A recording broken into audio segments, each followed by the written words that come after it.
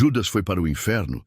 O que realmente aconteceu, o beijo que ecoou pela eternidade, não foi uma espada, não foi um grito, não foi um empurrão de ódio, foi um beijo, silencioso, frio, doloroso. Aquele gesto que deveria representar afeição se transformou em uma das maiores feridas da história sagrada. Judas não gritou, prendam-no. Ele se aproximou e tocou a face do mestre com os lábios. E naquele instante, o destino de um homem se fundiu com o maior mistério da redenção. Mas o que aconteceu depois? Porque o silêncio de Jesus doeu mais do que qualquer condenação. Porque, mesmo diante da traição, ele ainda o chamou de amigo. E, acima de tudo, o que realmente aconteceu com Judas após aquele beijo. Há 2000 anos, essa pergunta ecoa. Teólogos, líderes religiosos, estudiosos, céticos e fiéis tentam responder o mesmo enigma. Judas foi direto para o inferno? Ou a história dele esconde algo mais profundo, mais sombrio e mais próximo da nossa própria realidade do que gostaríamos de admitir? Alguns o chamam de traidor, outros de instrumento profético.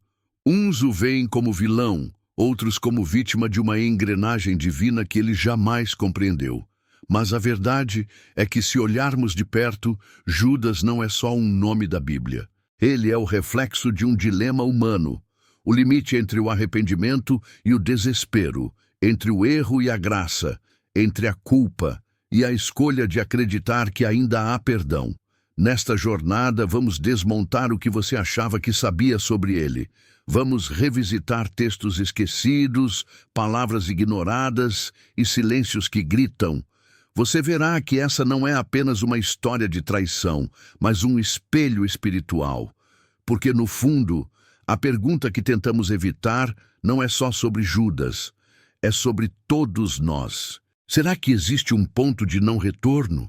Será que alguém pode afundar tanto na própria dor a ponto de se convencer de que nem Deus o quer mais?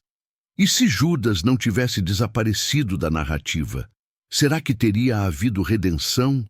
Ou será que o verdadeiro inferno não é um lugar, mas a ausência completa de esperança?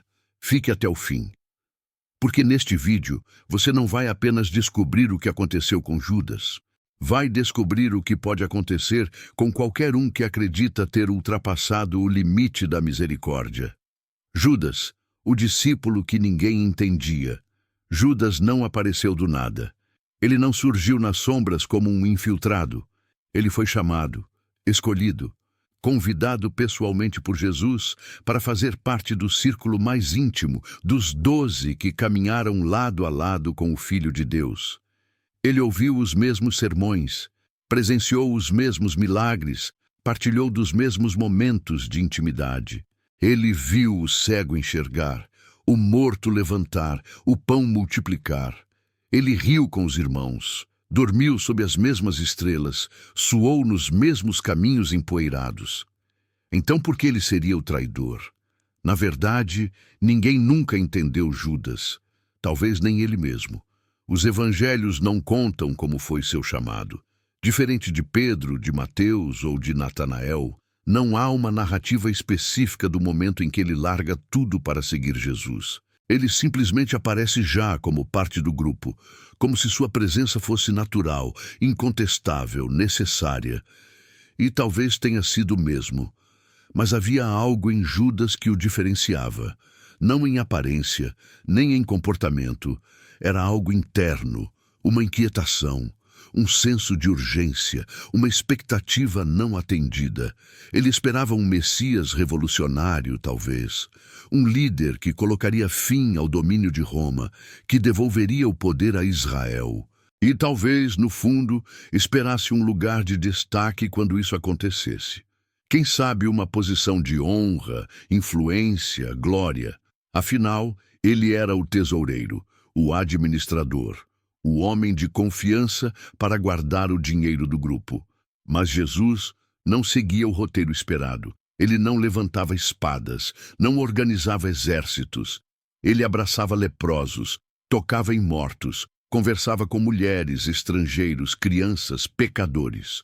Ele falava de um reino invisível, de servir ao invés de dominar, de perder para ganhar, de morrer para viver. E talvez, para Judas, essa pregação soasse cada vez mais frustrante. Há quem diga que Judas era ganancioso. Mas será que era só isso? Será que não havia um conflito dentro dele, uma tensão entre o que esperava e o que via acontecer? E se o que chamamos de traição foi, na verdade, uma tentativa desesperada de forçar Jesus a reagir? E se, ao entregá-lo, Judas acreditava que o Mestre revelaria finalmente seu poder e derrubaria o sistema corrupto à força? Judas era inteligente, racional, calculista talvez. Mas ele também chorou, ele também amava, ele também acreditava. E talvez tenha acreditado da maneira errada, pelo motivo errado, com expectativas erradas. Mas quem nunca fez isso? Quantas vezes seguimos a Deus esperando que Ele se encaixe nos nossos planos? Quantas vezes nos decepcionamos porque Ele não agiu como imaginávamos? Judas viveu essa frustração até o limite. Viu o Mestre ser preso, humilhado, calado, e percebeu que nada aconteceria como esperava. Nenhum anjo apareceu, nenhuma voz do céu o interrompeu, nenhum raio caiu sobre os soldados. Então, o silêncio foi ensurdecedor, e nesse silêncio, algo dentro de Judas quebrou. Os outros discípulos fugiram. Pedro o negou. Tomé duvidou, mas só Judas tentou desfazer o que fez. Só ele voltou aos líderes religiosos. Só ele disse com todas as letras: pequei, traí sangue inocente. Só ele jogou no chão as moedas, como quem tenta comprar uma segunda chance. Mas ninguém o entendeu, nem os fariseus, nem os outros discípulos, nem a história. Ele foi rotulado, reduzido, usado como exemplo do que não ser. Mas talvez, se olhássemos para ele com mais profundidade, veríamos algo diferente. Judas foi o apóstolo que amou errado, que acreditou do jeito errado, que agiu pelo motivo errado, mas que sentiu a dor certa. Ele não era o monstro da história, ele era humano, frágil, confuso, cheio de falhas, mas também de sentimentos. E talvez o mais assustador sobre Judas é que ele se parece mais com a gente do que gostaríamos de admitir. Quando a profecia colide com o livre-arbítrio, como alguém pode ser culpado por cumprir um papel que já estava escrito? Se a traição de Judas foi prevista séculos antes pelos profetas, então ele teve escolha? Ou foi apenas uma peça em um tabuleiro montado por forças muito maiores que ele? Essa é uma das perguntas mais desconfortáveis da fé cristã. E quanto mais você mergulha, mais percebe que a linha entre destino e decisão é muito mais tênue do que parece. O Salmo 41 já insinuava: até meu amigo íntimo, em quem eu confiava, que partilhava do meu pão, levantou contra mim o calcanhar.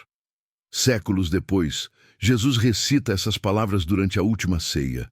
Ele sabe quem irá traí-lo. Não apenas sabe, ele anuncia, entrega o pão. Olha nos olhos de Judas e, mesmo assim, deixa que ele vá. Nesse momento, um confronto acontece. Um choque invisível entre o que estava profetizado e o que está sendo escolhido. A mente grita: ele tinha que fazer isso. Mas o coração sussurra: ele ainda poderia ter dito não. Afinal, outros personagens da Bíblia também foram previstos em profecias, mas nem por isso perderam a responsabilidade sobre seus atos. A tensão entre soberania divina e liberdade humana nunca foi confortável, porque se Judas não teve escolha, então ele foi uma vítima, um boneco usado por Deus para que a salvação acontecesse.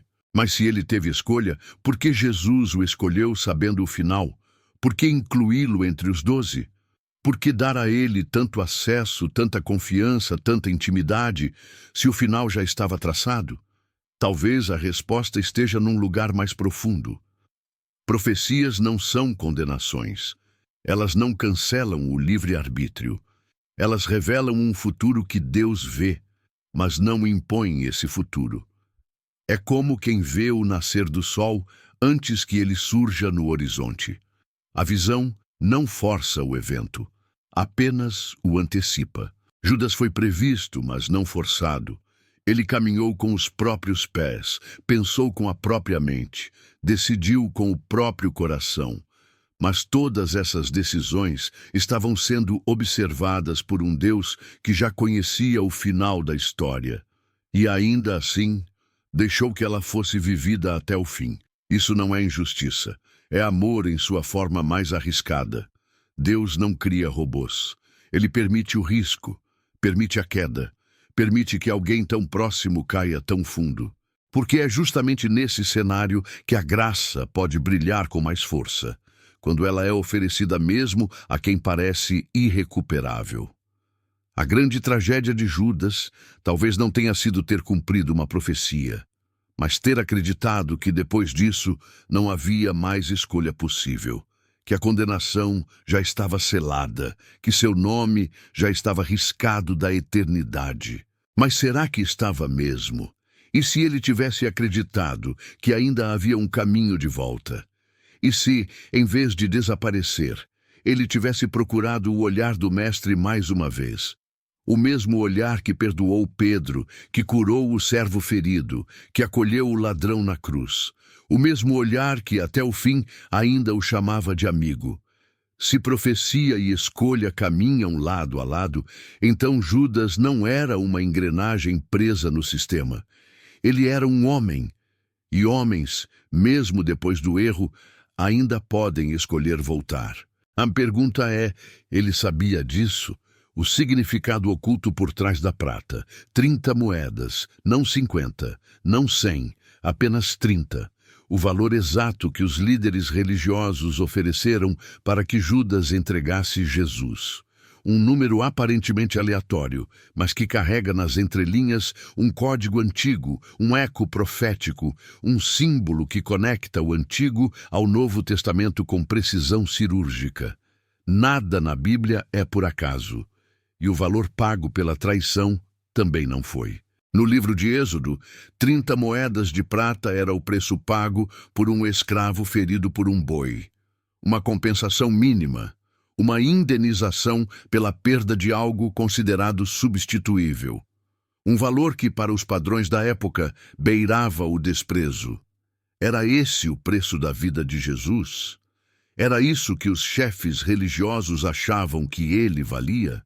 Ou estavam, sem perceber, cumprindo uma profecia que os envolvia muito mais do que imaginavam? O profeta Zacarias registra algo ainda mais impressionante. Em um ato simbólico, ele recebe 30 moedas como pagamento por seu trabalho, e Deus o instrui a jogá-las no templo, na casa do Senhor, o preço esplêndido pelo qual fui avaliado. Séculos depois, Judas faz exatamente isso. Devolve as 30 moedas e elas são usadas para comprar um campo de sangue, conforme previsto. Não há coincidência aqui. Há um enredo costurado com cuidado, onde cada peça carrega peso espiritual. Mas o que a prata representa de verdade? Por que esse metal específico? A prata, na simbologia hebraica, está ligada à redenção. Era com prata que se comprava de volta algo que havia sido perdido ou escravizado. Era o valor do resgate, o preço do livramento. Então por que ela aparece na narrativa da traição? Porque até o valor do erro de Judas estava apontando para a redenção que viria. O preço que ele aceitou foi, sem saber, o mesmo preço do resgate da humanidade. Ele entregou o Redentor com o símbolo do próprio resgate nas mãos. Um paradoxo profundo. O instrumento da traição foi também o sinal do propósito eterno. O que era símbolo de culpa se transformaria em símbolo de libertação. Mas a prata também pesa. Ela brilha, mas engana. Ela seduz, mas corrompe. Quantos já se perderam por algo que parecia valioso, mas custou a alma?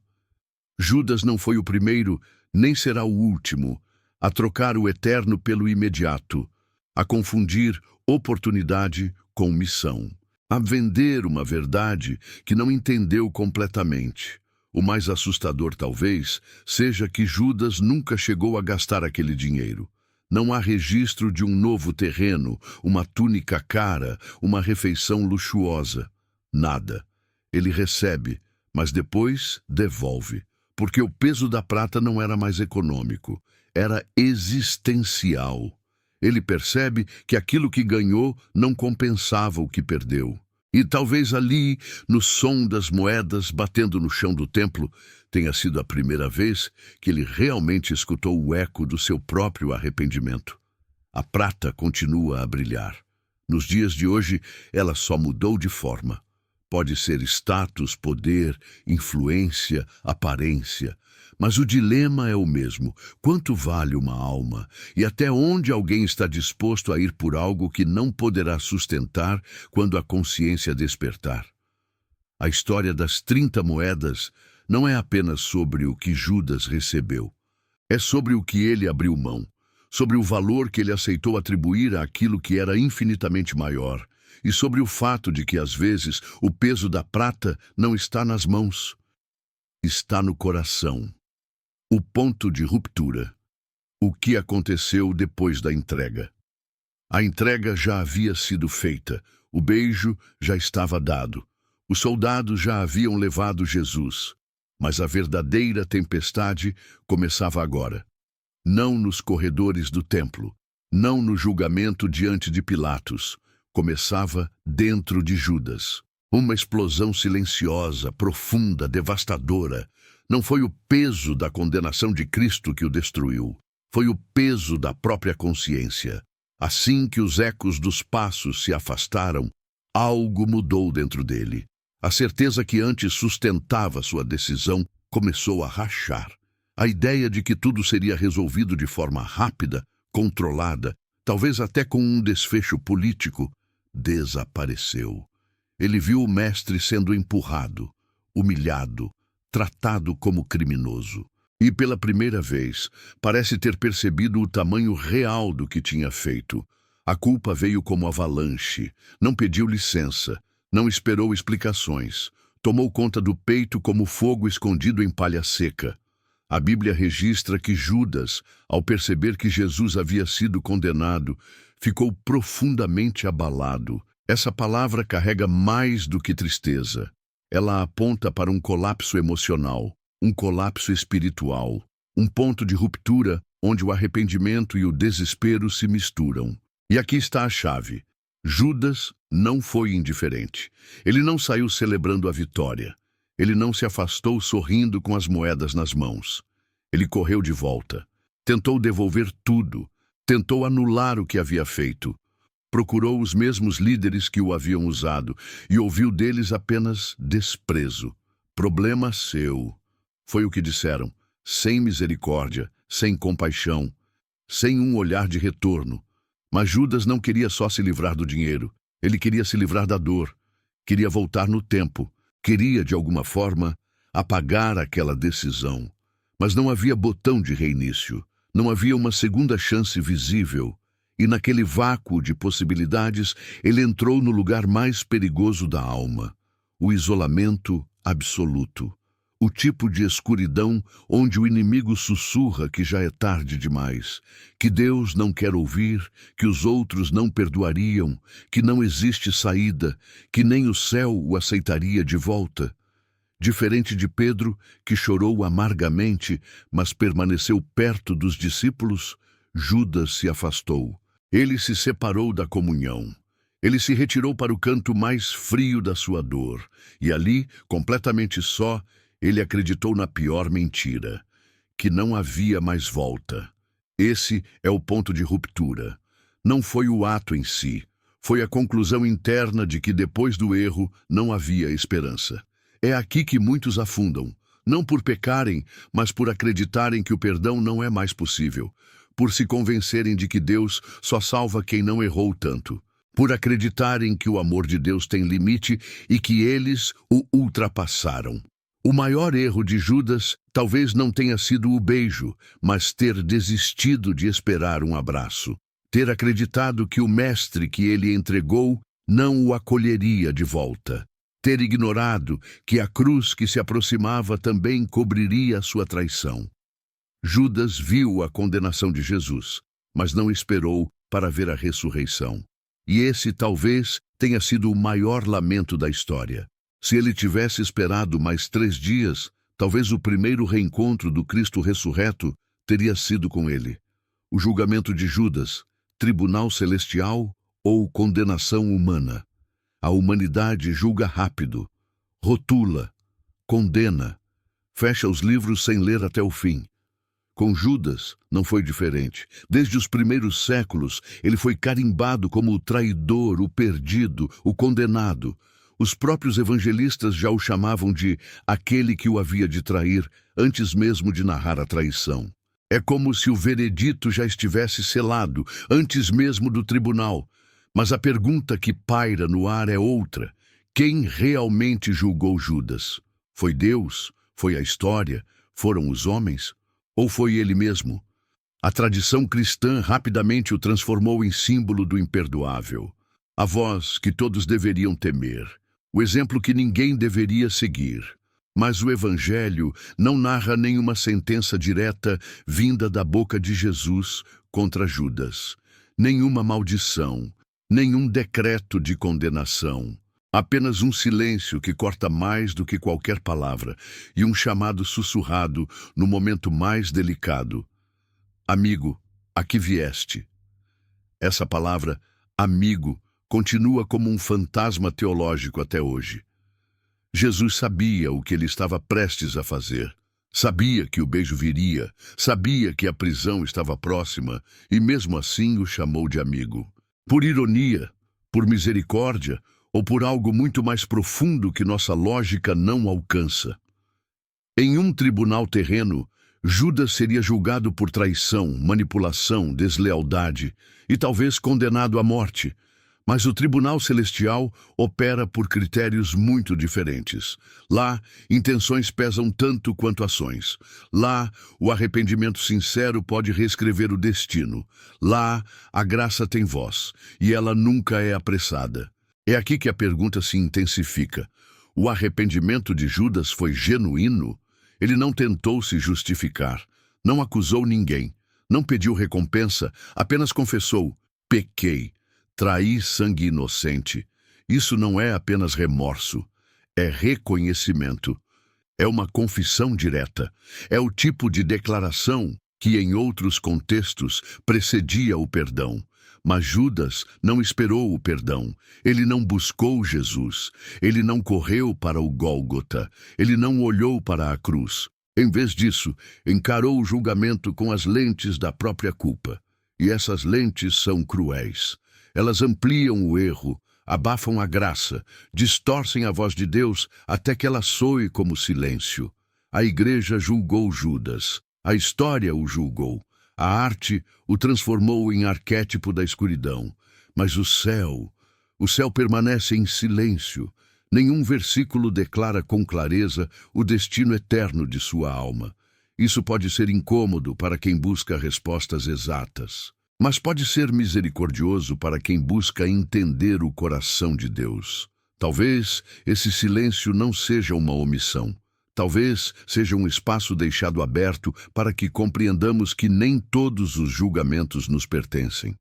Talvez seja o lembrete de que o olhar de Deus enxerga camadas que jamais poderemos alcançar, e que entre o erro e a redenção existe uma dimensão que só Ele pode avaliar, o interior quebrado de quem percebeu tarde demais o que fez. Judas pode ter sido julgado por todos. Mas o que realmente importa não é o julgamento dos homens, é o julgamento do céu. E esse, até hoje, permanece como um mistério não revelado. O Evangelho de Judas, heresia ou verdade escondida? Durante séculos, a história de Judas foi contada por aqueles que sobreviveram à sua ausência. Os apóstolos, os evangelistas, os mestres da igreja primitiva. Todos com algo em comum, o olhar do lado de fora. Mas e se Judas tivesse contado sua própria versão? E se existisse um registro de suas palavras, seus pensamentos, sua suposta missão? Essa possibilidade emergiu das areias do Egito em 1978, quando um manuscrito antigo foi encontrado em uma caverna, e mais tarde batizado de Evangelho de Judas. O texto causou escândalo quando veio a público. Nele, Judas não aparece como vilão, mas como confidente. Não como rebelde, mas como cooperador.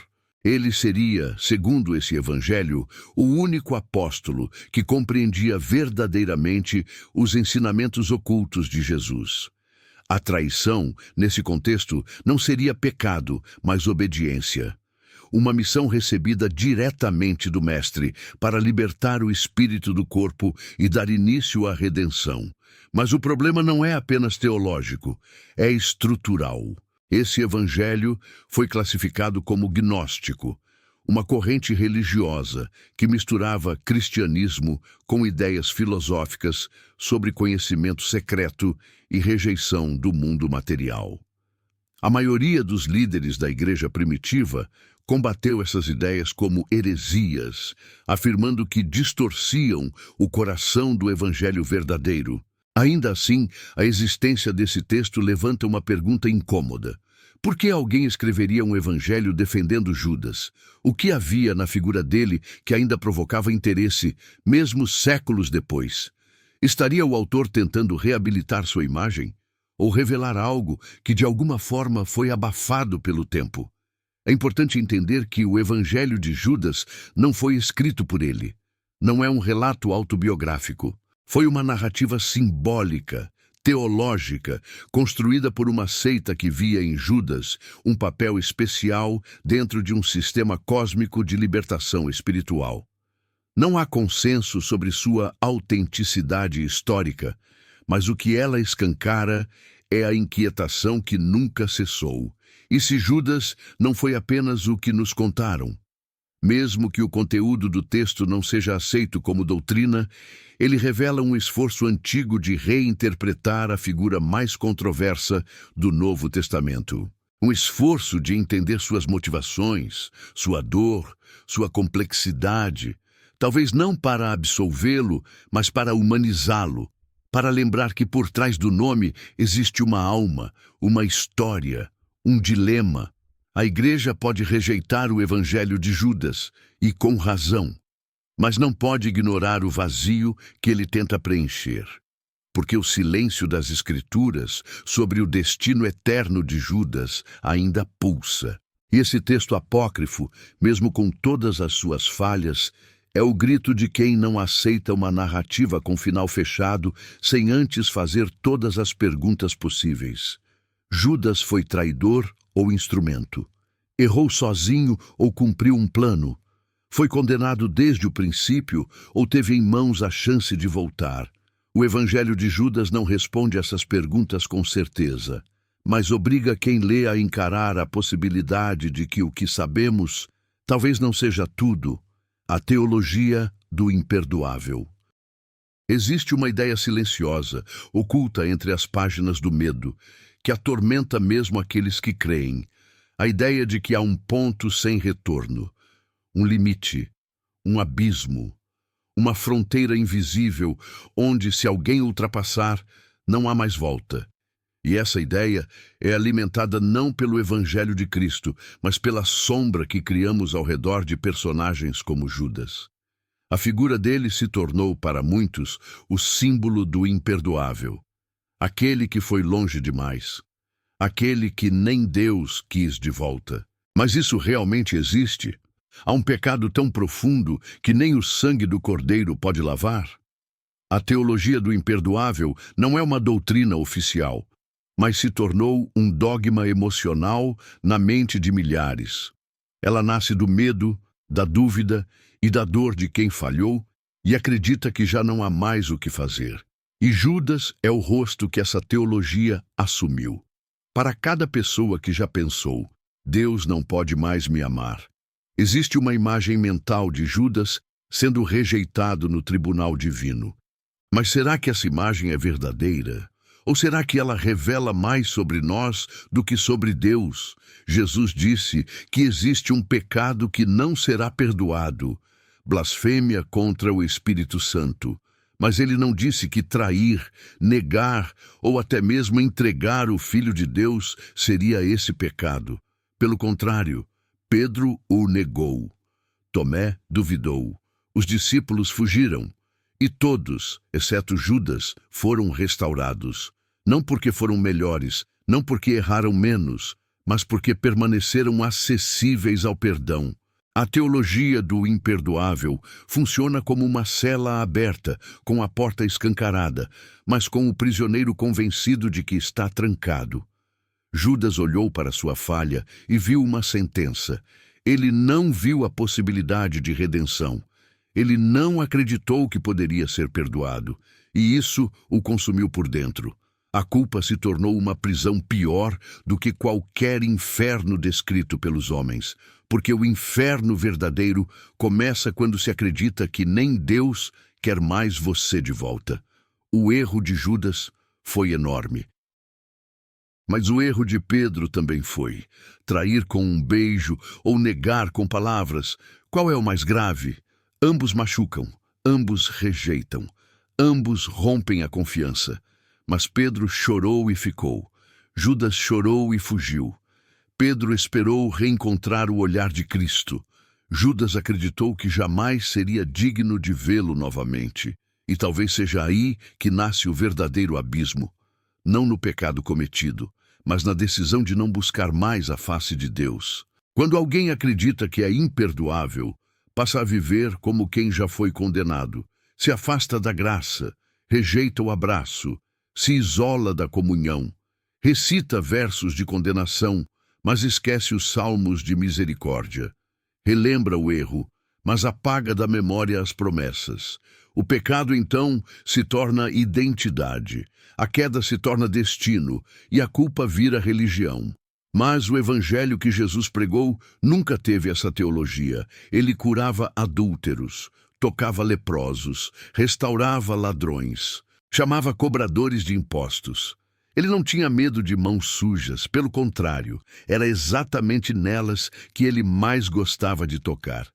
Porque o amor de Deus não é seletivo, ele é radical. E o maior escândalo da graça é justamente esse. Ela alcança até quem nós não aceitaríamos de volta. E se Judas tivesse ficado? E se ele tivesse ido até o Calvário? E se ele tivesse visto o Mestre crucificado e caído de joelhos pedindo perdão? Será que Jesus o ignoraria?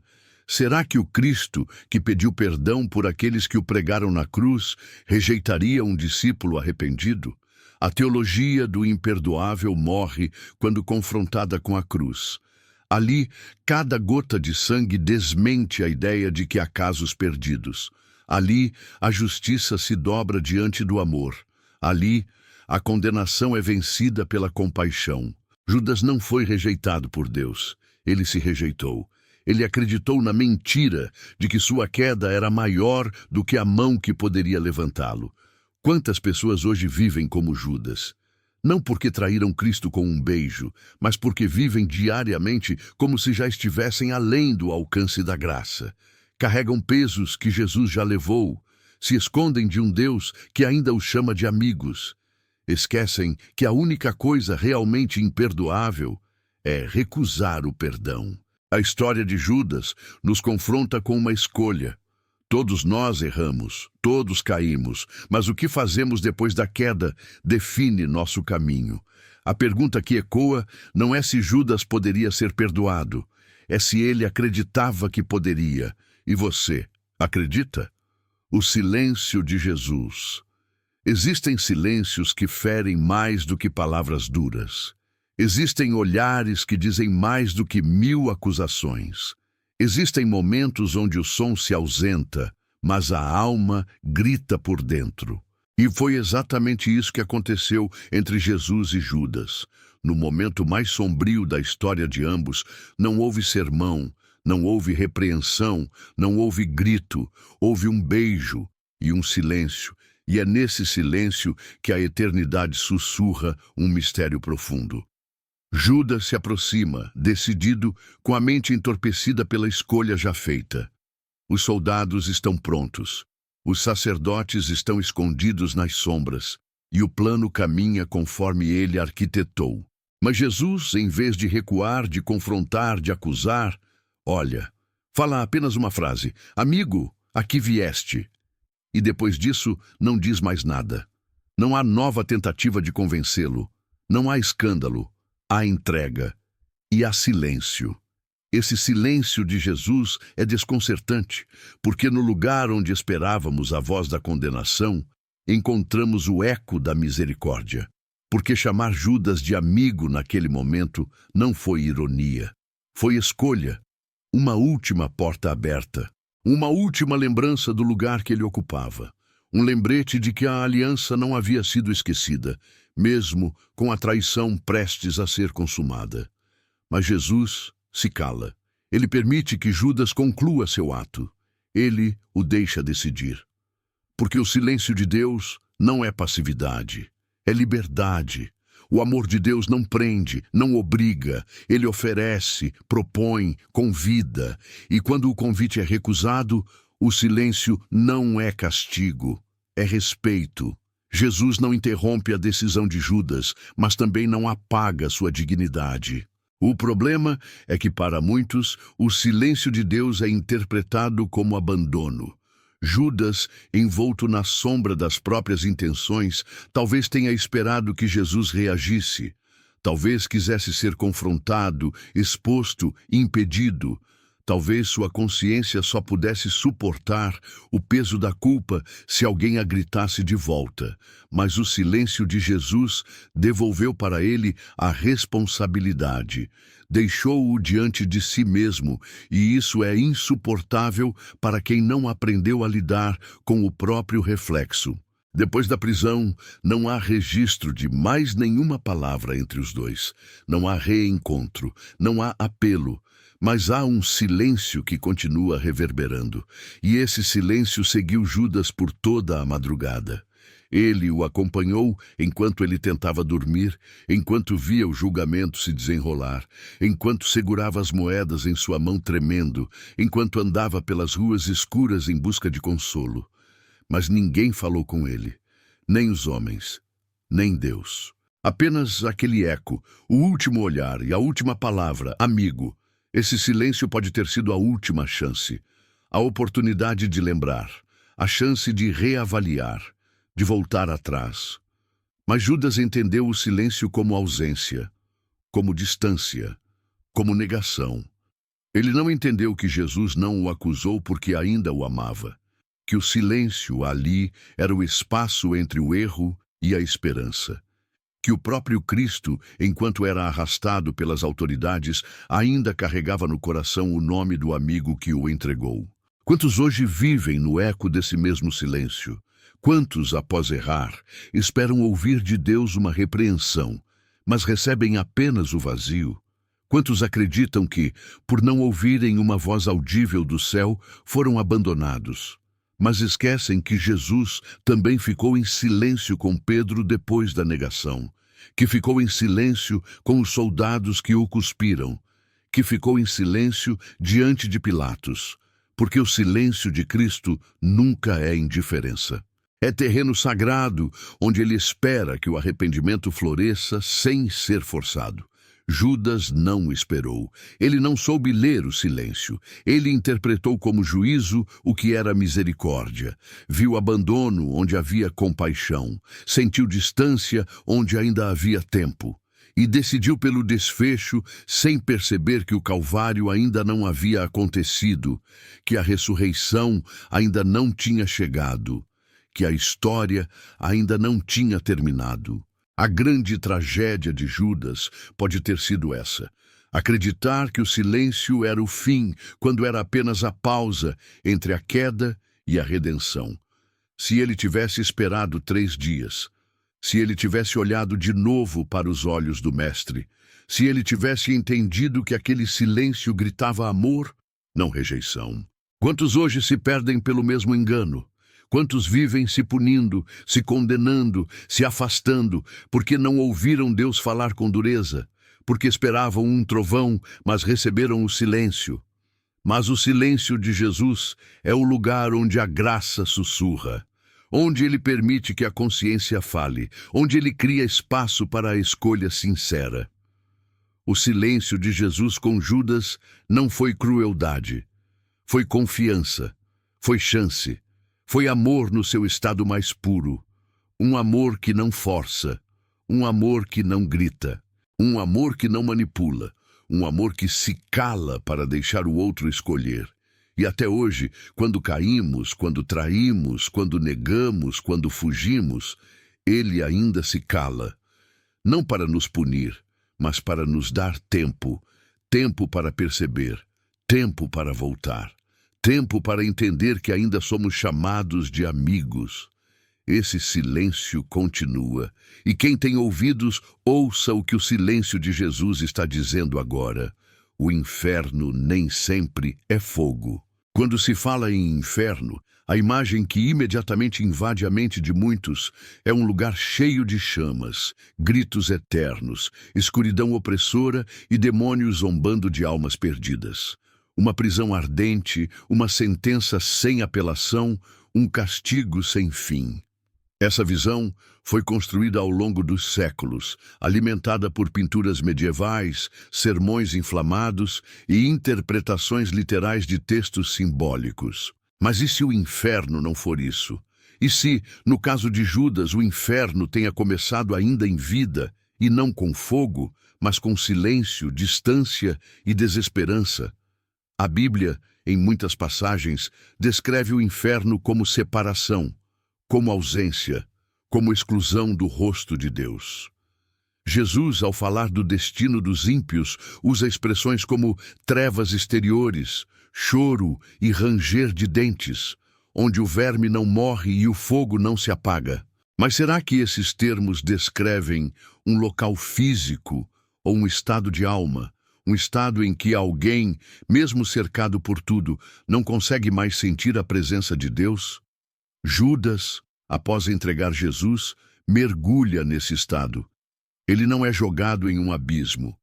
Ele não é perseguido por anjos armados com espadas de fogo. Ele caminha pelas ruas, toca moedas, respira o mesmo ar. Mas nada mais faz sentido. O mundo continua girando, mas ele para por dentro. O que queima nele não são labaredas literais. É o arrependimento sem resposta. É o peso sem consolo, é o eco da própria consciência sem ninguém para acalmar. O inferno de Judas talvez tenha sido a certeza de que a graça estava ao alcance, e ele não estendeu a mão. Talvez tenha sido o descompasso entre a memória do amor que recebeu e a frieza do erro que cometeu. Talvez tenha sido a consciência de que, por sua escolha, aquele que ele seguiu por 3 anos agora sangrava sob chicotes romanos. O inferno para Judas não precisou esperar a eternidade. Ele começou ali, no instante em que a culpa venceu a esperança. E aqui surge a pergunta: será que muitos já não vivem esse mesmo inferno? Pessoas que carregam o passado como corrente, que não se permitem ser perdoadas, que se olham no espelho e só enxergam erro. Gente que vive, trabalha, interage, mas por dentro já se considera descartada por Deus. Não queimam por fora, mas ardem por dentro. Não estão no Geena, mas vivem em trevas interiores. O inferno que Judas conheceu talvez seja o mais comum de todos. Aquele que nos convence de que fomos longe demais para voltar. Mas a Bíblia mostra que o inferno, assim como o céu, começa agora. Começa com decisões, com pensamentos, com posturas diante do amor de Deus. O céu é presença, é comunhão, é reconciliação, é acesso ao Pai. E o inferno é o contrário disso, é se afastar, é viver como se Deus não quisesse mais. É resistir tanto à graça que ela para de ser percebida mesmo estando próxima. Jesus na cruz passou por isso por instantes. Deus meu, por que me abandonaste? Essas palavras revelam o peso de sentir-se separado, mesmo sendo o filho amado. E se o inferno for isso, a total ausência de Deus, a certeza de que nada mais nos conecta com Ele, a sensação de estar isolado do amor eterno, Esse é o lugar mais frio do universo, porque é o único onde a luz não entra. E Judas mergulhou nesse lugar, não porque foi empurrado, mas porque acreditou que ali era onde merecia estar. Ele não experimentou o inferno como castigo imposto, mas como consequência escolhida. Porque o que define o destino eterno de uma alma não é apenas o erro cometido, mas a resposta ao amor oferecido. E ele não esperou esse amor até o fim. Agora pense, quantas vezes você já flertou com esse inferno emocional e espiritual? Quantas vezes se afastou por vergonha, por medo, por orgulho? Quantas vezes ouviu a voz da acusação dizendo, Deus não te quer mais, e acreditou nela? O inferno começa no momento em que decidimos viver separados da esperança. Mas o Evangelho é a boa notícia de que esse inferno pode ser interrompido, que mesmo quando tudo parece perdido, há um caminho de volta, que o silêncio de Deus nunca é o fim, que a culpa nunca é maior que o sangue, que a vergonha nunca é maior que a cruz, que a escuridão nunca é mais poderosa do que a luz. O inferno de Judas foi não crer nisso. Foi olhar para Jesus e enxergar um juiz e não um salvador. Foi ver as mãos marcadas e imaginar punição e não redenção. Foi lembrar do chamado e pensar que o convite foi cancelado, quando na verdade ainda havia lugar à mesa. O inferno nem sempre é fogo. Às vezes é frio. Às vezes é solidão.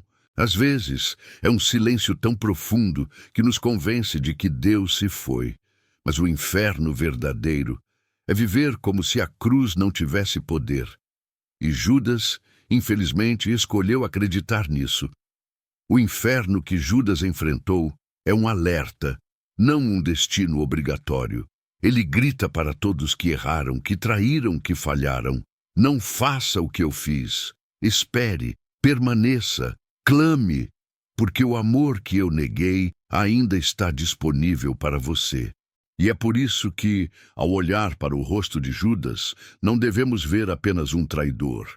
Devemos ver um aviso, um espelho, um chamado, porque o inferno mais cruel é acreditar que não existe mais perdão, quando o próprio Cristo morreu para nos provar o contrário. Judas não caiu no inferno. Ele apenas se afastou do céu.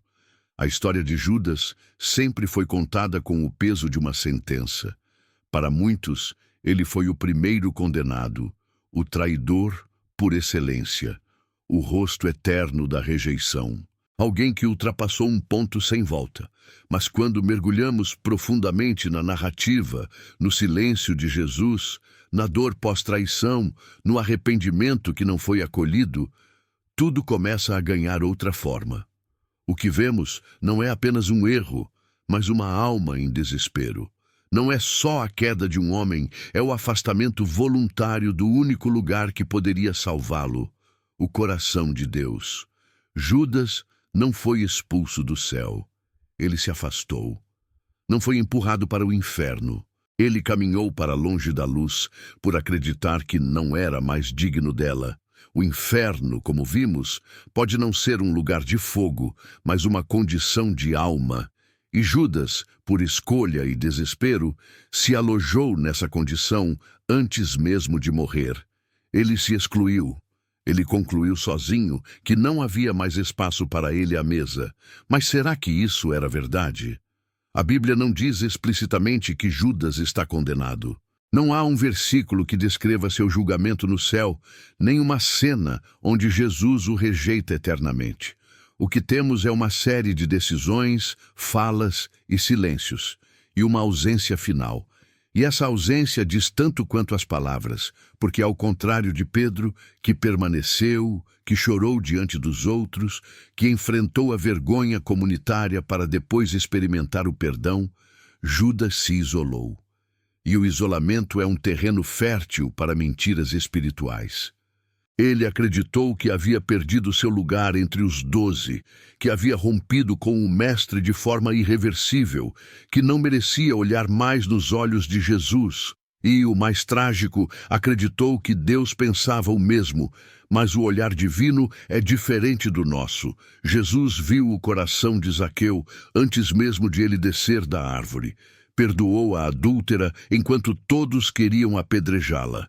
Acolheu o ladrão na cruz com um simples pedido de lembrança.